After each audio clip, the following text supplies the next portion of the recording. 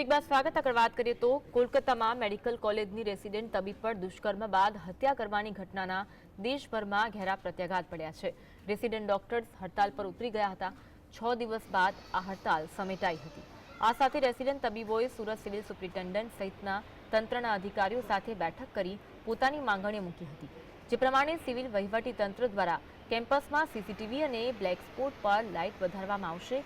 આ સાથે જ મહિલા ગાર્ડ સહિત 15 સિક્યુરિટી ગાર્ડમાં વધારો કરી દેવામાં આવ્યો છે, જે રાઉન્ડ ધ ક્લોક ચેકિંગ કરશે। સુરત સિવિલ હોસ્પિટલના આરએમઓ કેતન નાયકે જણાવ્યું કે રેસિડેન્ટ તબીબોની હડતાલ હતી તે કોલકાતામાં બનેલી જઘન્ય ઘટનાને લીધે હતી। ભારત અને ગુજરાતમાં પણ મેડિકલ કોલેજના રેસિડેન્ટ તબીબો હડતાલ પર હતા।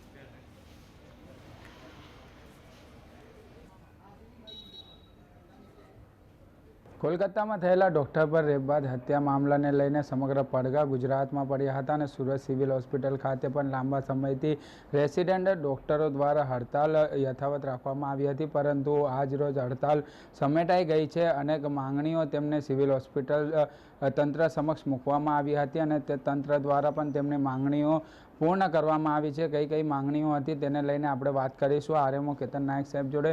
સાહેબ, કઈ રીતની માંગણીઓ હતી ડૉક્ટરો જોડે અને જે રીતના હડતાલ અત્યારે સમેટાઈ ગઈ છે, કઈ કઈ માંગણીઓ હતી?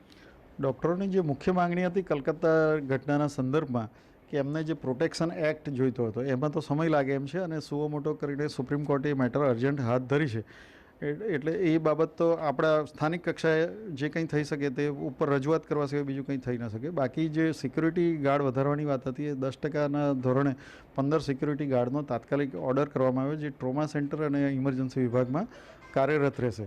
તદુપરાંત એમને સીસીટીવી કેમેરાનું કવરેજ જ્યાં ઓછું લાગતું હોય, જે એમને સર્વે કરીને જેટલા સીસીટીવી કેમેરા જોઈતા હોય તે મુજબ કરી આપવાની ખાતરી આપી અને જ્યાં રાત્રે બ્લેક સ્પોટ હોય ત્યાં લાઇટિંગની વ્યવસ્થા, તદુપરાંત ફિમેલ રેસિડેન્ટ ડૉક્ટરો માટે અલાયદા રૂમની વ્યવસ્થા ડ્યુટી દરમિયાન, તો એ બધી માંગણીઓ સ્થાનિક કક્ષાએ થઈ શકે એમ છે, એટલે એને માટે અમે મંજૂરી આપી અને એ લોકોએ સંતોષ વ્યક્ત કરીને ડ્યુટી પર હાજર થયા।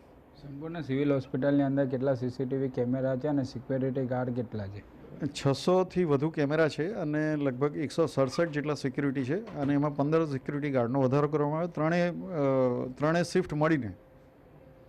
બિલકુલ, આ હતા આરએમઓ કેતન નાયક, જેમને જણાવ્યું છે કે હાલ તો ડૉક્ટરોની માંગણી હતી કે સિક્યુરિટી ગાર્ડમાં વધારો કરવામાં આવે અને સીસીટીવી કેમેરા સિવિલ હોસ્પિટલની કેમ્પસમાં વધારો કરવામાં આવે તેવી માંગણી, અનેક માંગણીઓ મૂકવામાં આવી હતી। તે માંગણીઓ પણ રજૂ કરવામાં આવી છે અને હાલ અત્યારે તમામ પ્રકારની સિક્યુરિટી સિવિલ હોસ્પિટલનું તંત્ર દ્વારા આપવામાં આવી છે। સાહિદ જગતાપ, GSTV સુરત।